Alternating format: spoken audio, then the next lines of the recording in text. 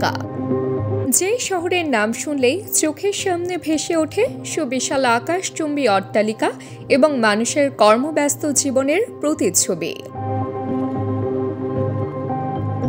শহরটির গোড়াপত্তন মুঘল আমলে। ১৬০৮ সালে যখন ঢাকাকে মুঘল প্রশাসনের অধীনে একটি গুরুত্বপূর্ণ শহর হিসেবে ঘোষণা করা হয়, তখন থেকেই এই শহরের স্বর্ণযুগের সূচনা। মুঘলরা পূর্বাঞ্চলীয় সাম্রাজ্যের রাজধানী হিসেবে প্রতিষ্ঠা করেছিলেন ঢাকাকে। মুঘল স্থাপনাগুলোর দেখা আজও মেলে এই শহরে।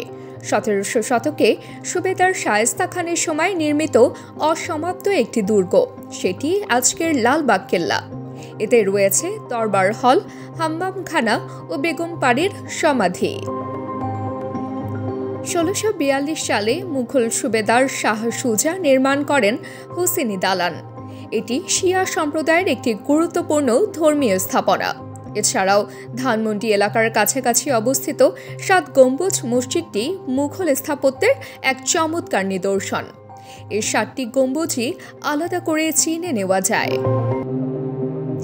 মুঘল আমলের ব্যবসায়ী ও হজযাত্রীদের জন্য নির্মিত ছিল বড় কাটরা ও ছোট কাটরা। বড় কাটরার ভেতরে রয়েছে একটি মসজিদও।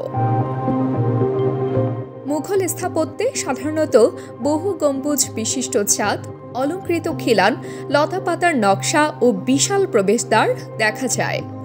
এসব স্থাপত্যশৈলী আজও ঢাকার ইতিহাস ও ঐতিহ্যের পরিচায়ক। ক্রমবর্ধমান জনসংখ্যার ফলে হুমকিতে রয়েছে ঢাকার এই সকল স্থাপনা।